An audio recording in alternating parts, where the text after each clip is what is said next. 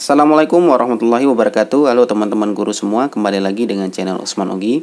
Baiklah, pada kesempatan kali ini kami akan memberikan kabar gembira bagi guru-guru yang belum sertifikasi di tahun 2021.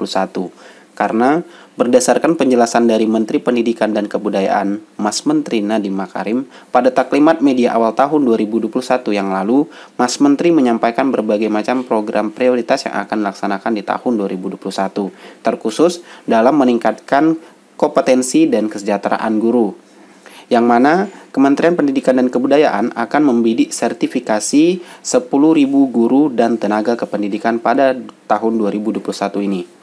Mendikbud Nadiem Makarim mengaku pelaksanaan sertifikasi bertujuan dalam meningkatkan kesejahteraan guru, maka dari itu proses sertifikasi akan terus berjalan di tahun ini. Dan untuk lebih jelasnya, mari sama-sama kita akan menyaksikan dan mendengarkan penjelasan langsung dari Mas Menteri terkait pelaksanaan sertifikasi guru dan program-program prioritas yang akan dilaksanakan di tahun 2021 ini. Langsung saja kita ke videonya. Yang berikutnya, prioritas kita adalah sekolah penggerak dan guru penggerak. Yang terbesar di sini adalah program guru penggerak untuk bisa kita memastikan bahwa masa depan kepala sekolah kita, pengawas kita, dan instruktur guru kita itu adalah yang terbaik, dengan mutu yang terbaik, dengan motivasi yang paling tulus untuk apa yang terbaik para guru-guru dan murid-murid kita. Sertifikasi guru tenaga pendidikan akan masih terus berjalan. Rekrutmen guru P3K adalah salah satu program terbesar yang akan kita lakukan tahun depan. Seperti yang kita sebut kemarin, kita sudah mencukupi kapasitas sampai dengan 1 juta, tapi yang akan diangkat menjadi P3K untuk semua guru honorer itu adalah yang lulus tes. Mohon teman-teman media memastikan bahwa walaupun kapasitasnya 1 juta, kalau yang lulus tes 1 juta berarti 1 juta yang akan diangkat. Kalau yang lulus tes 100.000 berarti 100.000 yang akan diangkat. Kalau yang lulus tes 200.000, 200.000 yang akan diangkat. Jadi mohon itu ditekankan untuk masyarakat agar mengerti. Tetapi perbedaannya adalah semuanya bisa mengikuti tes tersebut. Semua guru honorer akan diberikan kesempatan, dan bukan hanya 1 kesempatan, sampai dengan 3 kesempatan di tahun depan dan tahun berikutnya. Untuk berikutnya adalah program besar kita, yaitu digitalisasi sekolah dan medium pembelajaran. Kita akan menguatkan berbagai macam platform digital kita. Kita akan membuat layanan terpadu antara Kemendikbud, Kehumasan, dan media. Dan tentu saja dari sisi bahan ajar dan model media pendidikan digital akan menjadi akselerasi yang luar biasa, yang terdorong oleh pandemi dan akan terus kita lanjutkan. Dan yang terbesar adalah penyediaan sarana pendidikan, yaitu TIK, ya, dan proyektor kepada begitu banyak sekolah di Indonesia yang akan kita akselerasi tahun depan. Ini adalah salah satu pemberian laptop dan lain-lain untuk memenuhi akses digital kita dan transformasi digital negara. Berikutnya, prioritas kita berikutnya adalah pembinaan para peserta didik, prestasi, talenta, dan penguatan karakter. Ya, kita akan terus mengembangkan pendampingan, advokasi, dan penguatan karakter kita yang telah dipaparkan kemarin di Pusat Penguatan Karakter, dan juga dari sisi manajemen talenta dan prestasi kita. Pusat Prestasi Nasional kita akan benar-benar mulai berluncur tahun depan untuk bisa meningkatkan prestasi-prestasi akademik dan non-akademik para pelajar kita, dan juga pembinaan peserta didik. Kita juga akan menggerakkan sekolah penggerak, di mana perubahan inovasi kurikulum dan transformasi sekolah akan kita mulai lakukan di berbagai macam kabupaten, dan juga organisasi penggerak akan kita mulai tahun ini dengan inovasi-inovasi, inkubator-inkubator dari berbagai macam organisasi masyarakat yang bergerak di dunia pendidikan.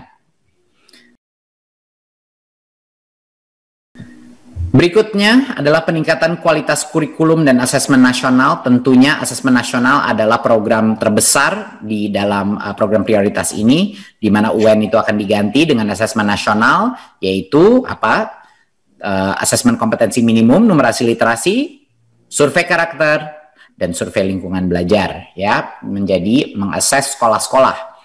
Sekali lagi, ini suatu hal yang tidak akan berdampak kepada masa depan murid sama sekali. Ini adalah untuk kita memetakan kualitas pendidikan dan mutu sekolah di Indonesia. Pengembangan kurikulum berbukuan akan terus berjalan dan juga pelatihan untuk kurikulum, inovasi kurikulum yang akan kita lakukan untuk para guru-guru dan juga sosialisasi dan pendampingan yang akan kita lakukan untuk berbagai macam sekolah. Berikut adalah revitalisasi pendidikan vokasi.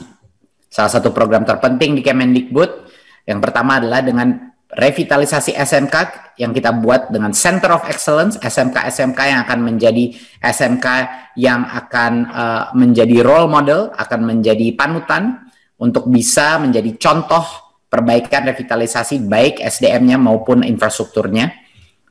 Dan ini sebesar 900 SMK yang akan kita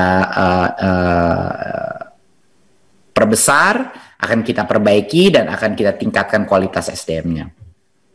Tentunya juga penguatan perguruan tinggi vokasi dan profesi menjadi suatu kelanjutan daripada itu di tingkat pendidikan tinggi. Kemitraan dengan pernikahan massal dengan Dudi dan juga pencapaian IKU-PTN vokasi semuanya akan didorong mengarah terhadap kompetensi-kompetensi yang dibutuhkan di industri. Jadi benar-benar dengan secara serius kita akan mendekatkan industri dengan semua institusi pendidikan vokasi kita. Kurikulum akan dipimpin oleh industri, perubahan dan pemilihan peralatan akan dipimpin oleh industri juga, dan benar-benar menjadi produktif, unit-unit pendidikan produktif dan entrepreneurial. Itu adalah esensi yang terpenting daripada revitalisasi vokasi kita tahun depan. Patut ditekani sekali lagi bahwa checklist atau protokol kesehatan sangat berbeda daripada sekolah normal ya, walaupun tatap muka, tapi itu hak itu ada di baik di Pemda maupun di kepala sekolah dan komite sekolah, yaitu ujung-ujungnya orang tua lah yang akan menentukan apakah mereka nyaman dan siap untuk melaksanakan tatap muka. Jadinya kalau ada informasi yang mengenai tatap muka itu tidak terjadi, itu tidak benar. Kami terus berjalan seperti sesuai dengan keputusan SKB 4 kementerian di setiap daerah. Itu tergantung keputusan daerah, kepala sekolah, komite sekolah, dan orang tua. Jadi itu yang akan terus berjalan. Prioritas kami di tahun 2021 adalah memastikan bahwa daerah telah tersosialisasi dengan kebijakan ini dan mendapatkan dukungan yang cukup dari pemerintah pusat, dari sisi kebijakan dan lain-lain untuk bisa mulai melaksanakan tatap muka jika mereka menginginkan. Dan tentunya kita tidak akan, walaupun mungkin daerah-daerah tertentu yang belum nyaman untuk buka sekolah, kita tidak akan menunggu pandemi ini berlalu untuk melakukan transformasi pendidikan. Kita akan menggunakan waktu ini untuk melakukan berbagai macam pelatihan guru, seperti guru penggerak, seperti program-program memulai sekolah penggerak untuk perubahan transformasi di tingkat sekolah, dan untuk menyiapkan pemimpin-pemimpin unit pendidikan masa depan kita. Tentunya semua sarana seperti rumah belajar dan berbagai macam fasilitas PJJ akan kami terus perbaiki dan tingkatkan kualitasnya untuk memastikan bagi yang masih melakukan PJJ masih bisa melakukannya dengan kualitas yang cukup baik. Jadi itu kira-kira prioritas untuk tahun 2001. Sisa prioritas tersebut adalah yang saya sebut tadi di dalam presentasi saya. Jadi ada banyak sekali program-program prioritas yang walaupun masa pandemi kita tidak akan menundanya, tapi tetap melaksanakan transformasi Merdeka Belajar sesuai rencana kita. Terima kasih.